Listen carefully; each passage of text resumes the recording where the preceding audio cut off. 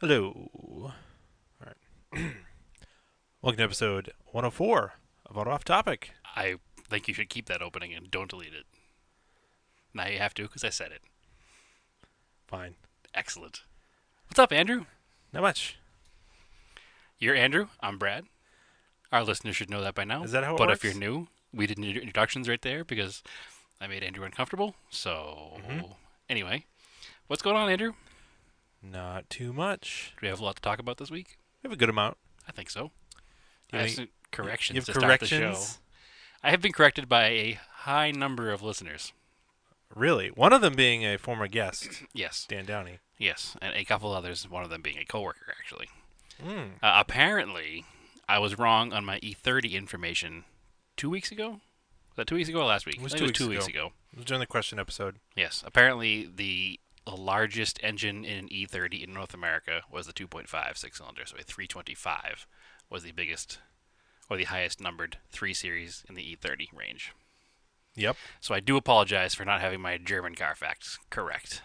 But so if you're looking for an E30 330i, it does not exist. So I apologize. Search for the 325. It's the biggest one you're going to get. There you go. Sorry. I don't pretend to know everything about BMWs, Okay. even though I pretended like I did that time. Fair enough. Yeah. I was reasonably confident that there was a 330, but I guess I was wrong. All right. So there is later on, obviously, but not in the E30 generation. So 325, that's the way to go. All right. Well, moving on. Parts and car updates. What have you done? Because I've done jack. I haven't really done anything, but I want to cover some stuff. The right rear AGX shock in the WRX Mm-hmm. blew up, Okay. as they do. Okay. AGXs do. AGXs do. Yes, they are not good anymore. They've never been good. But they were the only thing available for a long time. Yeah. They were like the performance shock to go to for No. like the 90s. Well, they were cheap. That's why. Yeah. That's why I already got them. Because Coney's that are way more expensive Don't explode. don't. And But- by explode, we mean like slowly seeps fluid out. We don't mean like a massive explosion. Well, it blew out. Like it blew out the seal. Yeah. And it's like I might as well have drilled the shock out. All the fluid is gone. And that's the problem on a WRX. If you want, Bilstein doesn't make anything for them. If you want Coney's, they have to be cut into the struts. So you take the original struts, you Mhm. cut them up, and put Coney inserts in them, which is kind of annoying. It seems weird that on such a common car there wouldn't be more options. I know, right? You're not dealing with a Starion. You're dealing with a WRX that there's literally hundreds of thousands of still on the road. A GD body WRX, which those struts I think work from first gen WRXs all the way through '07. You would think it'd be more common. You think it would be, yeah. I mean, I guess a lot of people that are modifying go the coilover route. That's probably why. But you could put STI struts in. You could put Petters. It's an Australian company. But that doesn't sound easy to get in the States, is it? You can get them. Okay. I looked them up, but still, they're too much money for what I want to spend on that car. So Yeah, it's just your daily. we had a it's not local race car. rally friend has a used pair for the rear, and I'm just gonna Of the Petters? No. Of stock ones? Yeah. Okay. just gonna throw them in for now. Yeah, that's fine. And if they blow out, then I'll do something else. But Yeah. whatever. They're not going to be difficult to do now that you've had the rear apart. Shouldn't be too bad. And it's just bouncing a bunch, so I don't want to ruin that tire. Yep. So I got to do that soon. I have front axle boots now for the Montero, so I can swap out the manual hubs, Yep. and I'll replace both sides. Do the boots on the axles, because as soon as I do one side, the other side will rip. So I Of might as well course. do You them might as well do them all at square once. both up. Yep. And You have the manual hubs, the Asins. mhm. So the name brand equivalent of the generic ones you put on the first gen. No, they're a different design. Oh, okay. Asin is the actual factory design. Okay. So the early Mighty Maxes with four-wheel drive that came with them Came with Asins. came with Asins. Yeah, they actually had the factory part number on them. We covered this. I thought that the other ones were the same but different. Like the same, No. just different brand. No. The AVMs, I think they were. in the No, truck. different design. They're like a Rugged Ridge ripoff, Okay. which I think Rugged Ridge is just Chinese stuff, and they just put their badge on it. And the AVMs are the same thing, and they Probably just the put same thing with a different badge on it. they put their badge on it. Yeah. Yeah. Well, if that's the case, we'll have to do an install video of the new stuff in the new truck too. Oh, I am. Plan on it. Okay. And if you haven't been to our YouTube channel, there's an install video on my Kokomo center caps. There is the skid plate on the Montero. Yep. And a couple other things. Getting Yeah. the NSU to run and pulling the head off your Galant.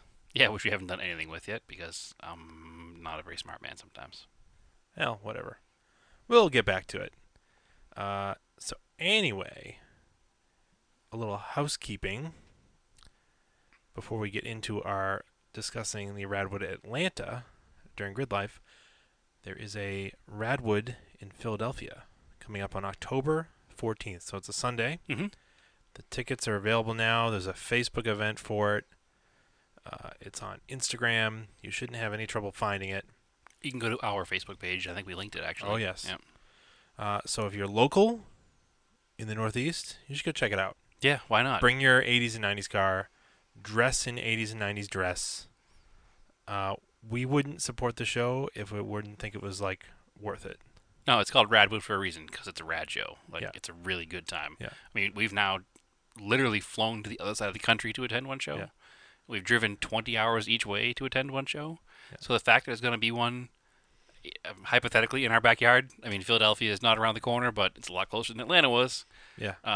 It's a great weekend trip. The show's on a Sunday, so you can leisurely drive there on a Saturday, go to the show. Show's over early afternoon, or early to mid afternoon. Mm-hmm. And if you want, be home in time for bed on Sunday and back to work on Monday. So if you're somewhere in the Boston area, or even in Maine, New Hampshire, Vermont, go to the show. Yep. It's going to be a good time. And they have a ton of merchandise on their website. Oh yeah, a ton of cool stuff. Standing in the hot sun, I was like, crap, I didn't bring a hat, so I bought one of their hats. I did the same thing actually. So now we have matching Radwood hats. Yeah. How cute. It was kind of dorky when we were there, but whatever. Doesn't matter.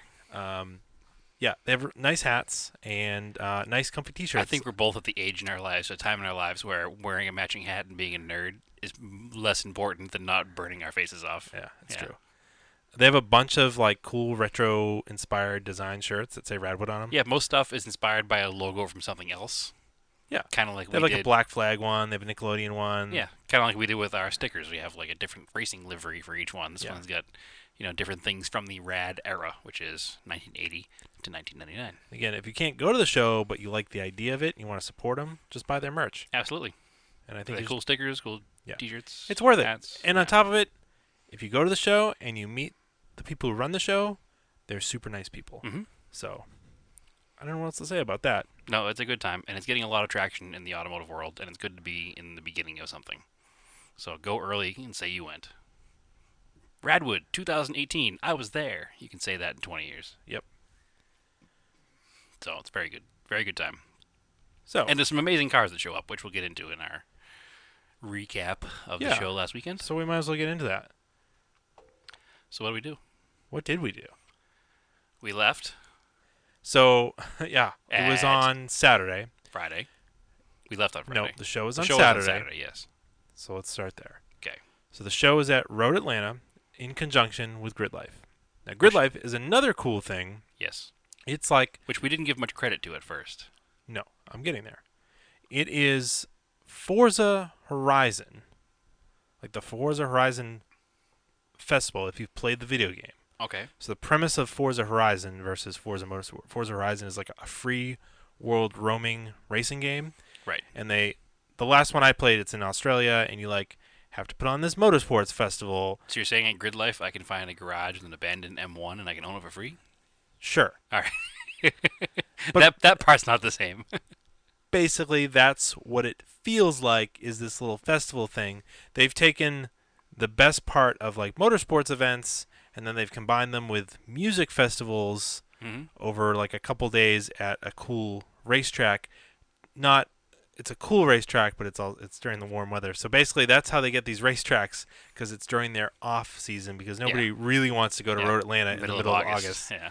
Usually, they do all their events in the spring and in the fall when it's cooler. However, it was not a bad weekend there. It worked out because it was in the low 80s Yeah. and not a lot of humidity for Atlanta. So, anyways, when I first heard about Gridlife a couple years ago, I was like, that sounds terrible. Like I don't think Super lame. I will be into that at all. But a bunch of people I know whose opinion I respect went to it, and they're like, no, it's actually really cool. Check it out. The problem is it's only at Gingerman Raceway in Illinois Not here. or down here at Road Atlanta. So I hadn't had a chance to go to it. But with Radwood being at Gridlife, I was like, you know what? That's a good opportunity to go check it out. And turns out the Radwood ticket was the cheapest way to get in. Gingerman's in Michigan. Michigan.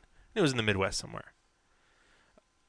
Anyway, they do drifting, time attack, autocross in the parking lot area. Mm-hmm. They Car do show. beginner like track driving sessions.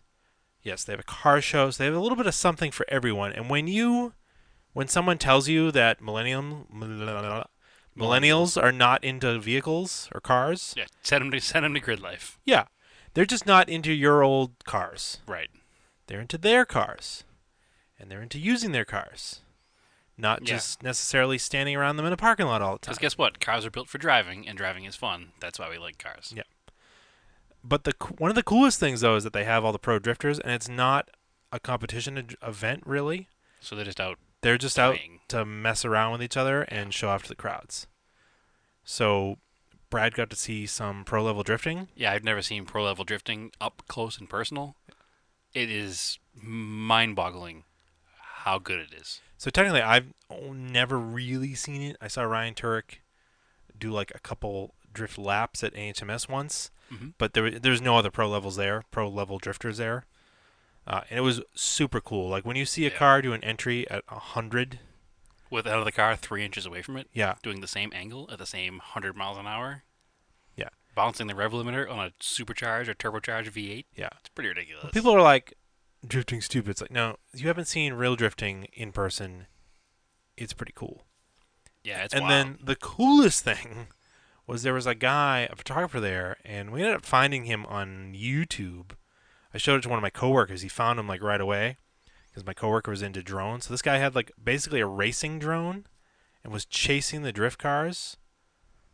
You know, he was one of the event photographers, so it was allowed. Yeah. He's chasing the drift cars with a drone, and it was crazy. Right, he's really good because he's right behind them as they enter the corner, and then he moves the drone to like the driver's window next to the car, and just controls this drone from, I'm assuming, a third-person view.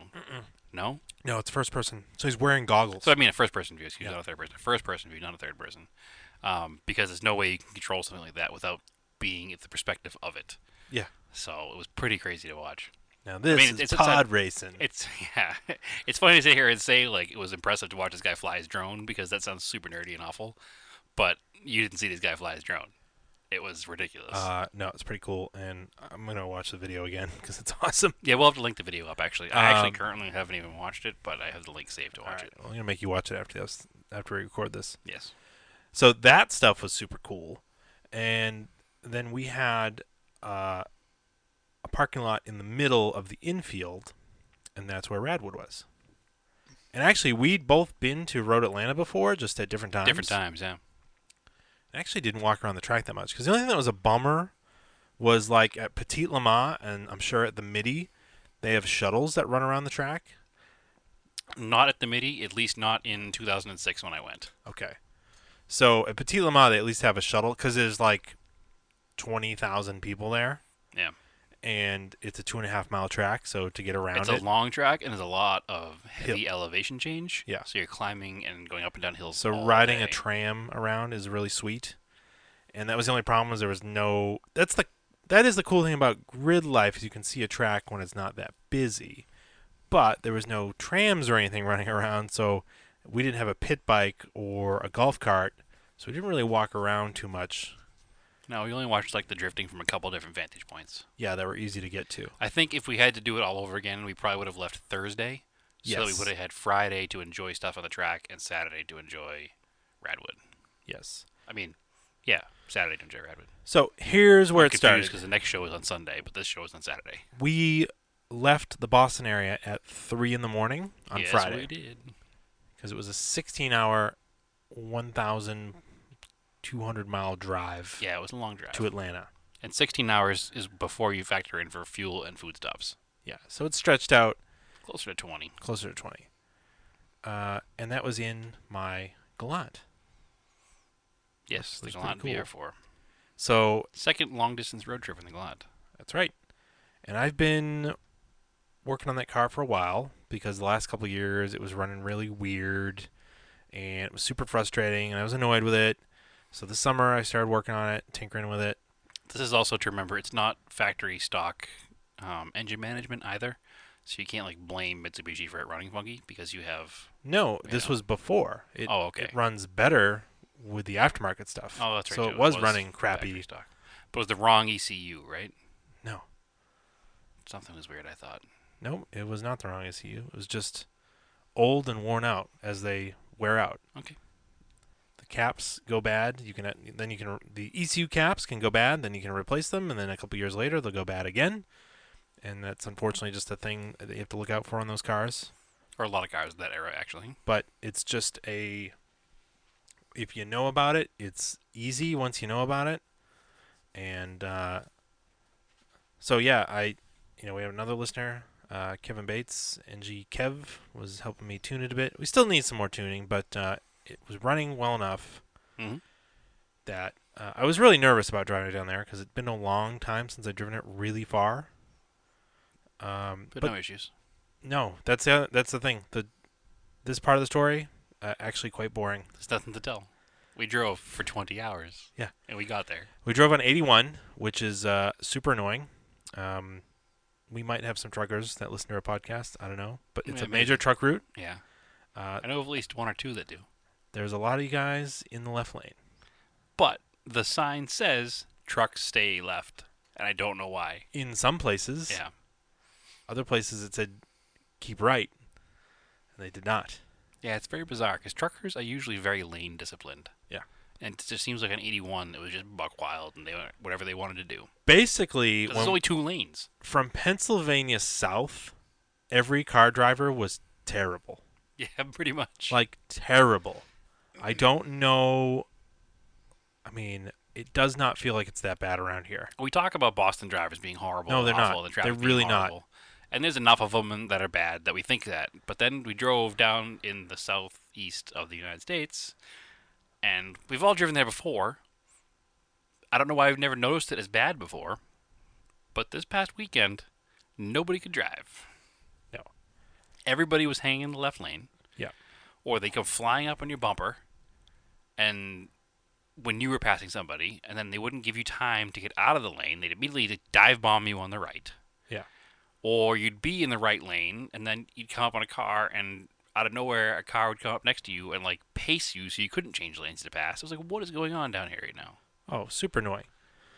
Or you'd have to constantly pass on the right because people are just sitting in the left Hanging lane. out on the left, yeah. I mean, if you've got like 30 people have passed you in the left lane, Wake the F up.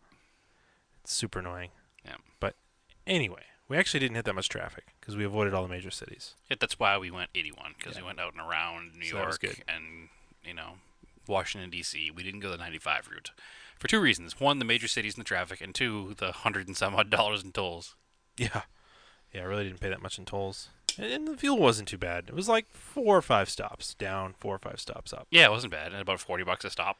So it wasn't Yeah. terrible. It was, $200 and some odd each way. That car got about, we were averaging... To carry three people, it's pretty good. Speed limit's down there is 70. We're averaging about 75. 75 to 80.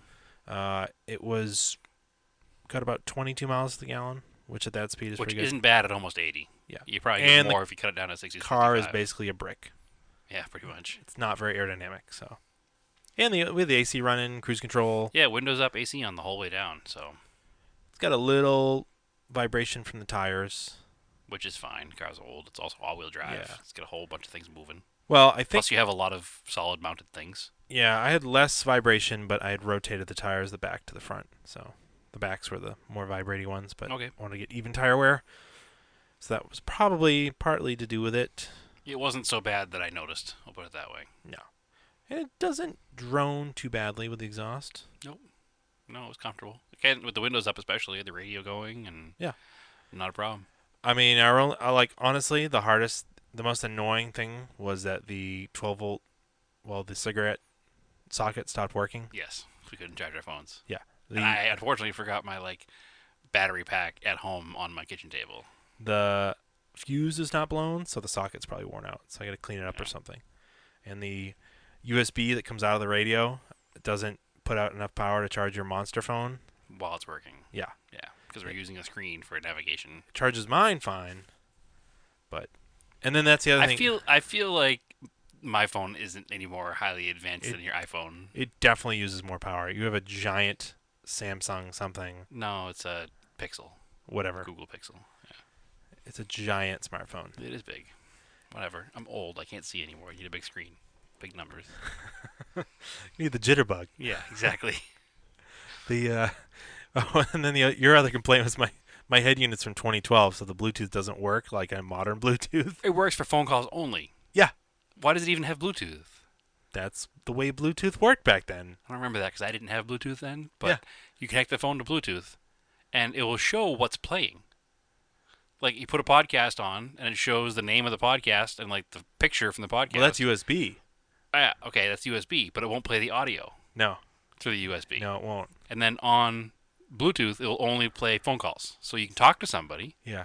but you can't play stream music or podcasts. And I just don't drive the car enough to drop $200 on another head unit. well, I mean, it's not it's not particularly a problem. I mean, I don't have Bluetooth head unit in my daily driver either. It's not a big deal. We had satellite radio. Yeah, welcome to 1999. Whatever. Satellite radio, We're like mid 2000s. I guess. I mean, we were heading to Radwood, so we could have had cassettes. Yeah, I don't have a cassette player in the car. You might as well. Your Bluetooth doesn't do shit. Whatever. Whatever.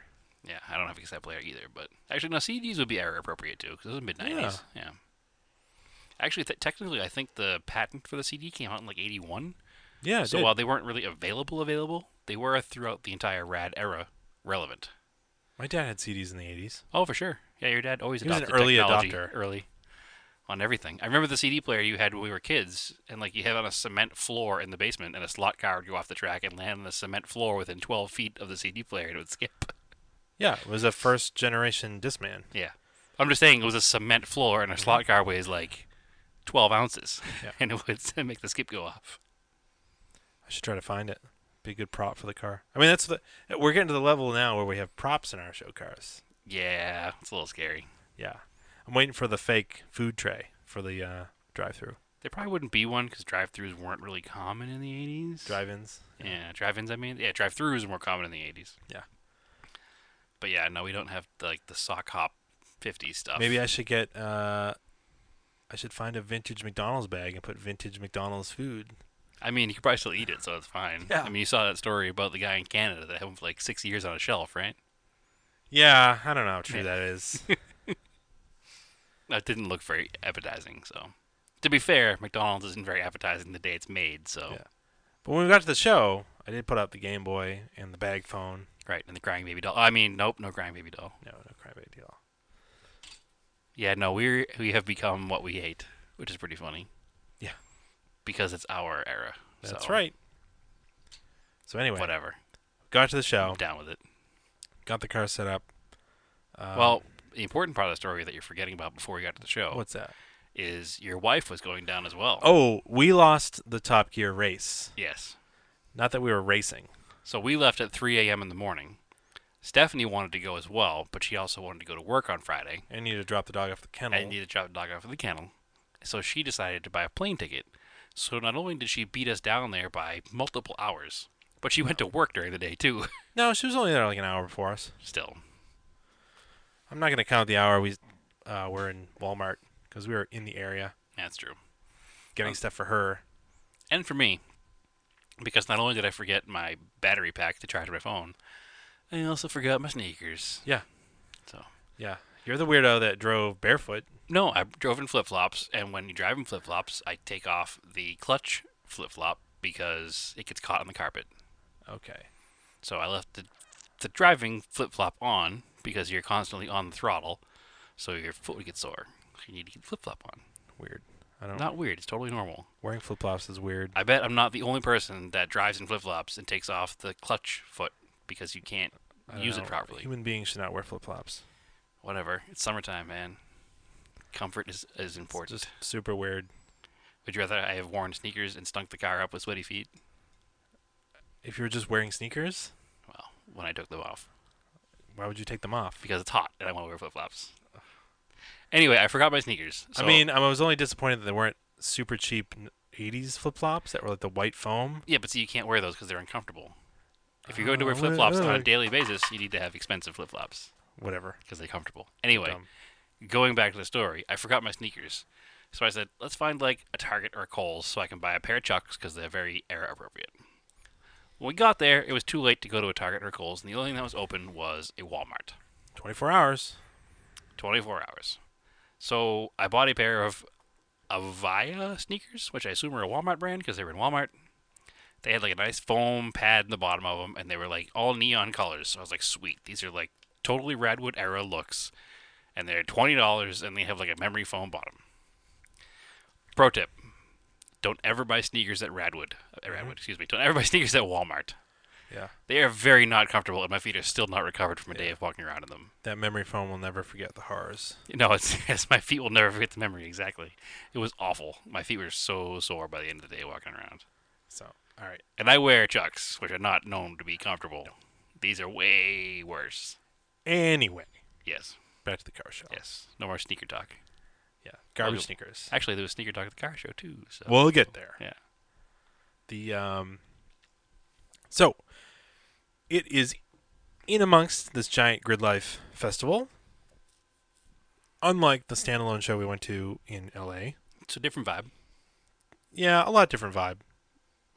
It was kind of it definitely did not have the same energy. No, for certain it did not. I know it was smaller, which didn't help. Yep. There was less interesting things going on at the same time at Radwood because it was part of something else. Yeah. They had a little trouble getting the DJ in there at first. He wasn't there. People had a little trouble getting there because nobody that works at the Speedway knew where the Radwood show was or even what the Radwood show was. Yeah. That was a bit difficult. Yeah. There were no signs or anything. I mean, give them the benefit of the doubt because they were working within another event. Oh, this has no reflection on the Radwood organizers or the Radwood staff. This is all Road Atlanta staff. Yeah. But anyway, it worked out. We were there probably 32 hours early. Well, it seemed like we needed to be there earlier, but yes, we were definitely there way earlier than we needed to be. It was just us and the photographer. But whatever, it worked out. It did. We had front row parking. That's awesome. So, all the cars showed up. Any standouts? There were quite a few standouts. I have a hard time remembering what cars. I just have a hard time remembering the day for some reason. So, like, there was just so much going on. My theory of why we don't remember a lot of the cars. And I was tired. My theory of why we don't remember a lot of the cars. We spent a lot of time talking to people. We did. And not paying attention to cars. We had several listeners come up to us. Which is always awesome. And a couple of them, I don't remember your names. I'm sorry. It's mind-blowing to be in Atlanta and have people that know us come up to us and talk to us. But we appreciate that you came up to us. Yeah, no, it was awesome. Yes. Yeah, we definitely appreciate it. So if you see us somewhere, please come say hi. Yeah. We're totally not normal, but we'll talk to you anyway. Yeah. Yeah. Standouts for me, other than the Galant that was parked next to us. Oh, the Galant Sigma. Yeah. Which is owned by the original owner's son and is immaculate, like fresh out of the box. Yeah, it was restored. Yes, but still, it's an 88 Galant Sigma. Doesn't deserve to be restored, but I appreciate that it was. It's awesome that it was. I didn't realize they were a front-wheel drive V6 and a manual transmission. Yeah, it's a pretty wild combo. So it's and like 80s space age styling.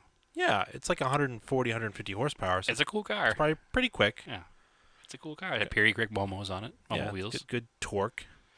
It's got this weird single spoke steering wheel and this weird gauge cluster layout. But what else has a single spoke steering wheel of the era made by Mitsubishi? I don't know. A Sapporo. Oh, really? Yeah. Actually, I guess it's split at the bottom, but same design with a small little relief at the bottom. I thought it was very French looking. It's very French looking. The whole interior is very French looking. The whole car is very French looking. Yeah. If you told me, if I didn't know it was a Mitsubishi and you told me it was a Citroën. Citroën or Peugeot. More likely Citroën. They had the more angular weird stuff in the 80s. Mm-hmm.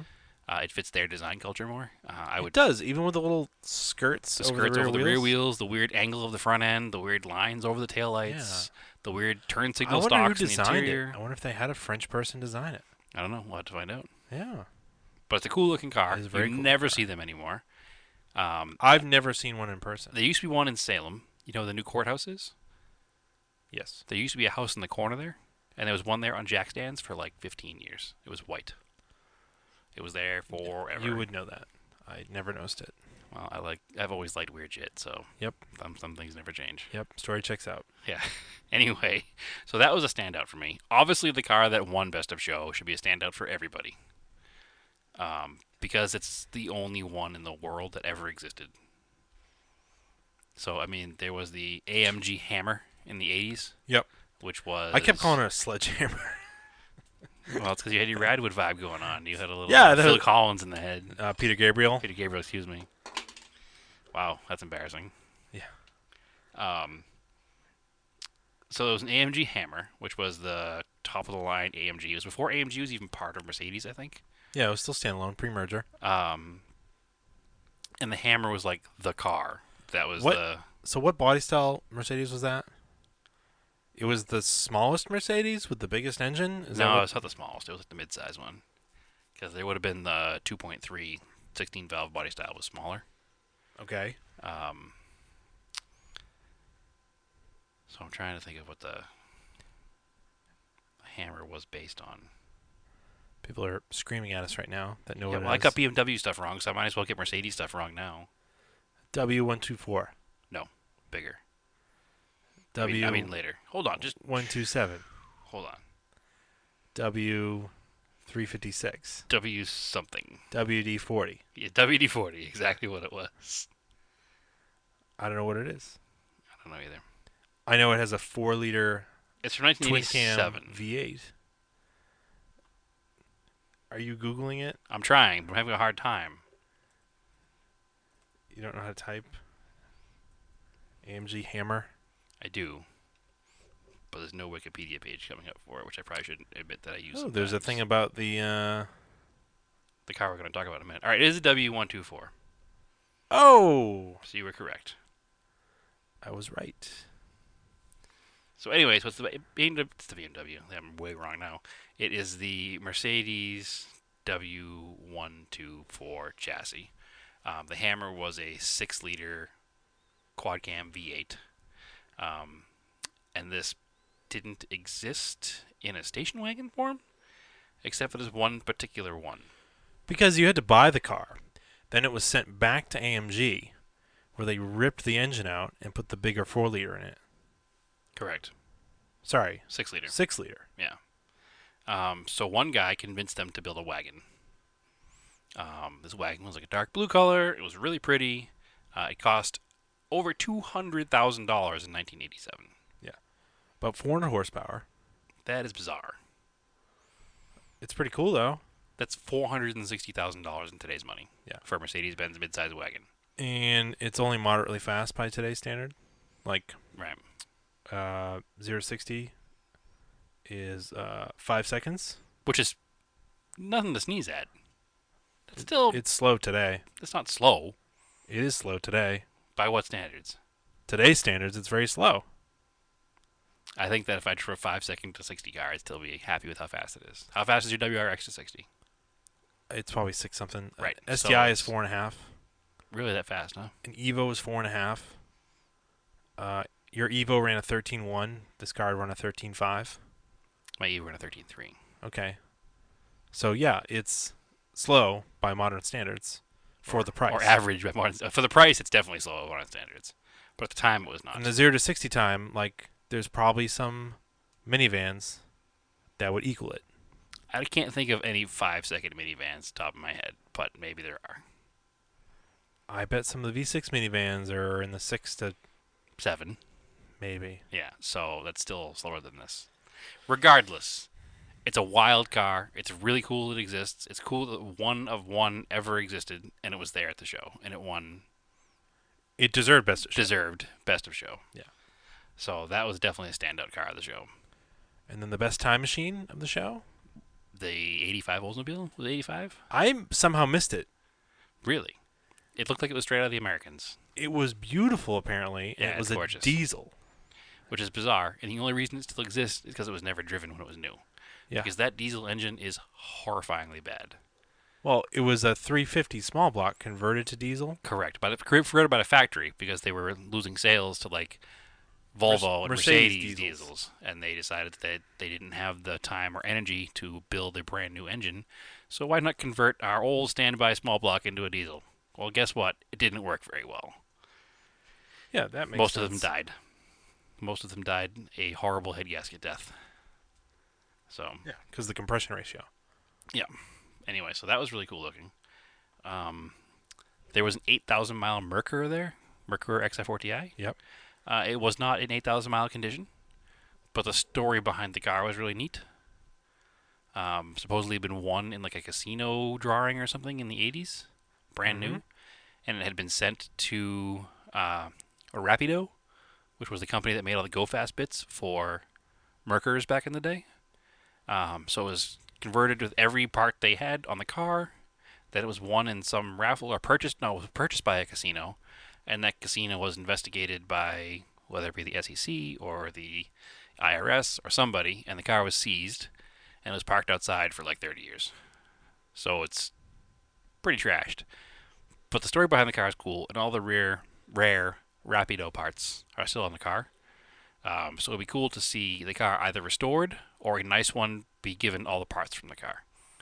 Because they're pretty rare at this day and age to see something with all those parts on it. So that was kind of neat. Mm-hmm. I mean, the story is not verified, but it checks out, and it's a pretty interesting story, whether it's true or not. It makes sense the way the condition of the car is, Yeah. that it was outside. Oh, there's no question the car was outside. That's not the part of the story that I question. The car was definitely stored outside for a very long time. Yeah, so that no makes paint left, it but- makes sense why the mileage was so low. Oh, for sure. Yeah, no, I don't. I'm not saying I doubt the story. I'm just saying that it wasn't like a verifiable fact, but it was an interesting story. And if it's true, it's a wild story, and the car deserves to be restored, even though it's not automatic. Yeah. I like those cars a lot. And the guy rolled it off a trailer, which is kind of cool. Yeah, I like the car a lot, and the car is definitely on my, not that particular car, but one of those cars is definitely on my bucket list car to own someday, because I may as well collect all the terrible 80s turbo cars, right? Sure. That's one of them. Speaking of terrible 80s turbos cars, What? there was a beautiful black Stereo in there. There was. Gorgeous car. Mhm. 88. Mhm. Just 54,000 miles or 45,000 miles. It was like brand new, Same owner brought a 3000 GT, which is VR4, also immaculate. early pop-up car. Yep. The same owner has two more Starions that are available on Turo in the Atlanta area if you're in the area. So is the 3000 GT. Yes, they're like $30-something a day. Totally Almost worth it. 40. Yeah, totally 39. worth it. Yeah, we should have flown down and toured those cars, but we didn't know. Had we known, we'd be a lot more rested right now. Yeah, whatever. We have a little bit of a legend story, though, that we drove the Galant down. So, there's for that. So anyway, the Galant got to be parked next to Art from Driving While Awesome's new Celica GT4, his 90 Celica AllTrac, AllTrac. different than the GT4. Nope. No, it's different than the GT4. GT4 was not an American market car, and it made more power. Didn't it say GT4 in the back? Nope, it said AllTrac. Same difference, It's value-wise specifically, it's a lot different, but I guess. different car. Same thing to me. Anyway, Whatever, it's fine. what else do we have? The AMC Eagle sedan. That thing was wild. There was a Lexus GS400. The guy had an awesome setup on it too, because the car was minty. He set up all the champagne glasses on the hood, Yes, in like they did it in the advertising campaign back in the day. and then he had like a Run DNC like outfit on, and he He looked won like best Rev Run the whole way for sure. Yeah, he won best dressed, and the car won something too. I forget what the car won. I feel like it won something, or maybe it was just him. I think it did. Like best presentation. Maybe. I think something like that. Whatever. It was cool. It was nice. Trying to think what else there was.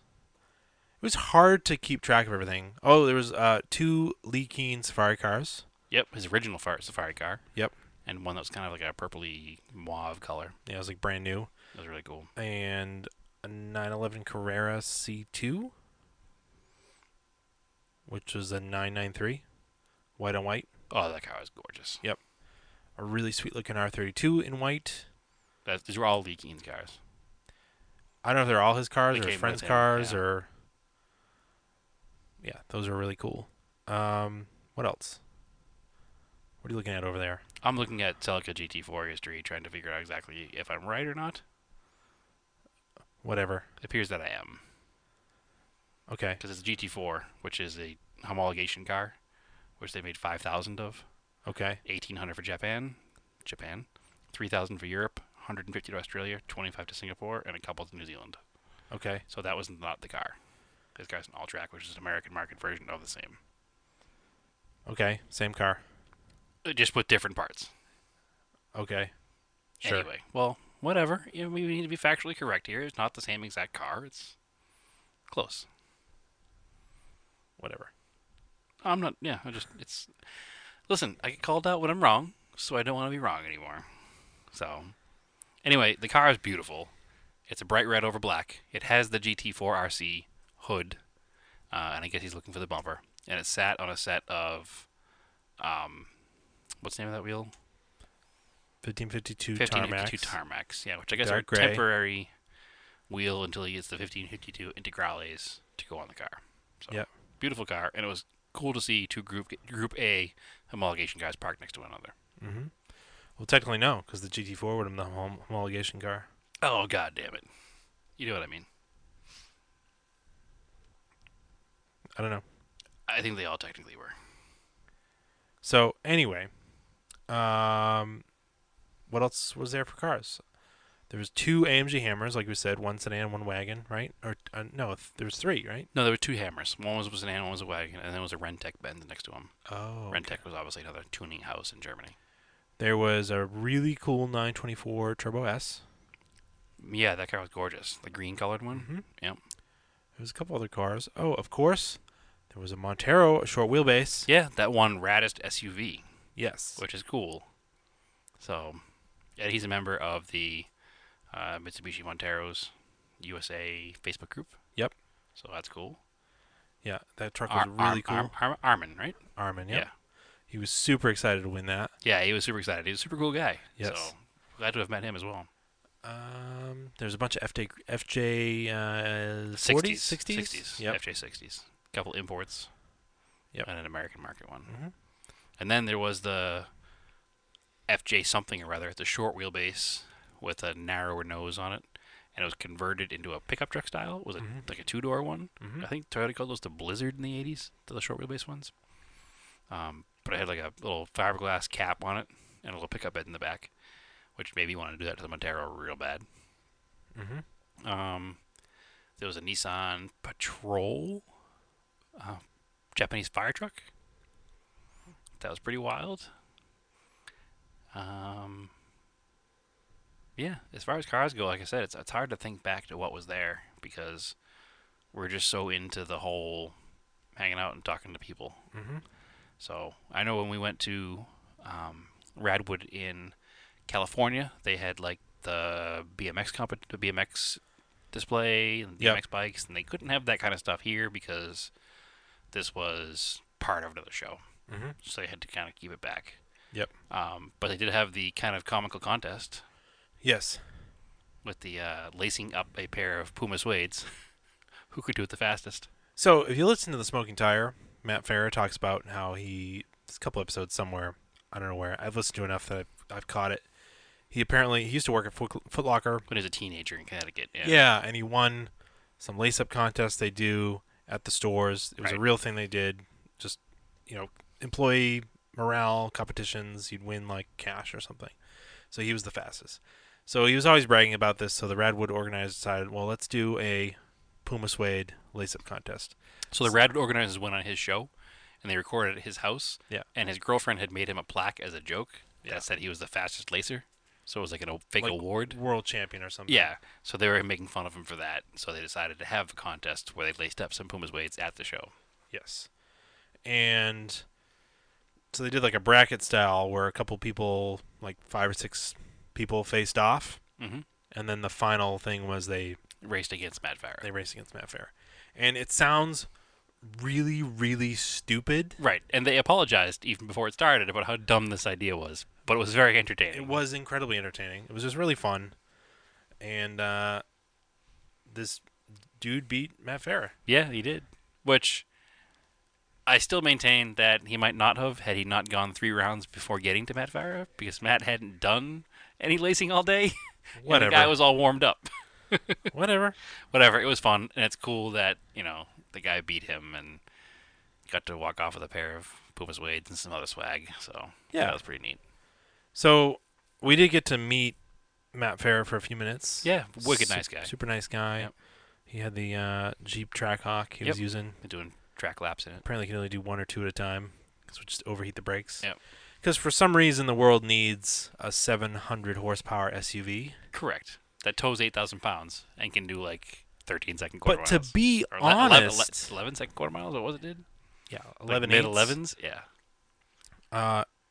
It has all-wheel drive. It's actually a more practical vehicle than a Hellcat. Oh, 100%. Like I would rather have that Jeep if I had $80,000 to waste. Yeah. Because nobody knows what it is. It's Total sleeper. You're not gonna get tickets in it just every day. Yeah, you can put stuff in it. You can put 4 people in it. You could tow 8,000 pounds. Yeah. Yeah. It's actually kind of a cool car. Yeah. No, it's no question. It's a cool car. It's we're obsessed with the rad era. GMC Cyclone and GMC Typhoon. It's just a modern version of that. Yeah. I mean, there's no denying that it's a modern version of that car. Mm-hmm. Yeah, it's pretty cool. And more capable than those cars. Which those cars are awesome. Yeah. Don't get me wrong. And another bucket list someday car, but it's a wild vehicle. Yeah, so I'd go to Radwood again. It was pretty cool. Oh, would you go to Radwood again? Now you've gone twice. I mean, Gridlife. Yes, Gridlife. I would definitely go to Gridlife again too. I'd like to go to Gridlife maybe at Gingerman next year, and do the whole weekend so we can see everything and be involved with everything. And I think it's really neat. And I'm totally sold on drifting now. I know the 100%. shootout was the weekend before. We missed it. And we also missed MOD East, which was the same day as Radwood. I haven't seen any pictures from that. I've seen a couple. What was it? Lancer show? It was like a new Mitsubishi dealer. Yeah. With like a couple old Monteros. Yeah. And one Starion. Yeah. Still, I like to go to that show to represent the vintage Mitsubishi side of things. Mm-hmm. Just because nobody else does. Yeah. So, whatever. Sometimes things happen on the same days as other things, and you gotta make a choice. Like Radwood in Philadelphia is the same day as Japanese Car Day in Brookline, which Japanese Car Day in Brookline is my favorite local show every single year. But Japanese Car Day in Brookline is there every year. This is the first year of Radwood in Philadelphia. Mm-hmm. Who knows if it's going to happen again? I'm going to go to Radwood in Philadelphia. Yep. So we're going. Do you want to meet us again? That's where we're going. Yeah. Or if you want to go to Radwood and not meet us, you can go there and avoid us the whole time, which is more likely what people want to do. Perfectly fine. Go to the show. You do you. Enjoy it. We're super excited for it. We're going to be down there with at least 2 cars, hopefully more. And we're going to bring hopefully a lot of local friends with us. Yeah. So we're going to have a good time. So I know personally I'll be driving down probably Friday night. Mm-hmm. You're probably planning on going down Friday morning, but we'll make it happen. Probably Friday night. Oh, okay. Excellent. And So- staying for a little bit. Yeah, I can't wait. It's going to be a good time. And it's going to be its own standalone show like in LA, so it's going to have that same all Radwood vibe. And I think there's going to be more stuff going on. You gotta up your outfit game though. We both do. Yeah. Not as good. We're not good. We gotta do it up. But in our defense, we drove to Atlanta. Yeah, we should have had better outfits though. I mean, I tried to have like a hot weather outfit. Still wasn't cool enough. But we drove to Atlanta. Yeah. So we get, a little bit of a pass on the outfits. Plus, your wife killed it, so... Yeah. I'm hoping that we get in October where it's warm but not too warm. I want to go with some like Business casual. Early 80s. some layered stuff. Yeah. But anyway. Yeah, because you got to remember that the 80s era wasn't all neons and tracksuits. There were other things going on, too. I'm going for like an Americans look where it's like muted colors. There was a guy there. Actually, another highlight car for me was that like 83 Honda Accord, 86 Honda Accord, whatever year it was. It was Like early pop-up, 80s. Pop-up headlight style. So it probably would have been, I think it's like 85 that started. Yeah. These two dudes, it was one dude was with the Oldsmobile. Oh, were those the two that were together? Yeah, Okay. and they were Because wearing they're like friends. One of them's from Ohio. One of them's from Atlanta. yeah, their clothes were like early '80s, like late '70s, Yeah. early Yeah, it '80s. was like the guy who got in style in 1977 and was carrying it over into like 1984. Yeah, if you watch like American Made with Tom Cruise, it takes place in like Yep. starts in like '81. Yeah, it was that outfit. That's what he looks like. Yeah. Yeah. But he killed it. And his car was cool too because of a two-tone brown and white pop-up headlight, manual transmission, Accord sedan. Mm-hmm. That was pretty sweet. Yeah. Big fan of that car. Mm-hmm. And I talked to him for about 20 minutes at the end of the day. He's from Ohio. He said it was like a 8-hour drive for him to get to where he was going in Ohio. He's gonna try to make the Philadelphia show, but not sure. But Nice. the car's really nice. Yeah. All right. I think that wraps it up. I think they wrapped the Radwood coverage. We didn't have much else to say. Yeah, it Drifter's wraps. cool. Radwood's cool. Yep. Time Attack is cool. GT4 and AllTracs are the same, except for the ECU. GT4 and AllTracs are the same. Except for the ECU. And the badge that says GT4. Yeah. Yeah. But same car. ECU and intercooler. Okay. Yeah. That's for crashworthiness. No, it's for homologation worthiness. And crashworthiness. US one probably has to have a smaller intercooler for a bigger crash bumper. Okay. Just like possibly. a Galant. Just saying. Whatever. Corrections before the episode's even over. I knew there was a difference. I know that American ones were not called GT4s. So. That also probably like some licensing issue or something in the United States. No idea. But I'm not going to commit to being totally wrong. Just not totally right. Okay. All right. Sure. I like it. Whatever you say. Anyway, Says the on internet. that note, thanks for tuning in again. And keep cars analog and aim for the roses.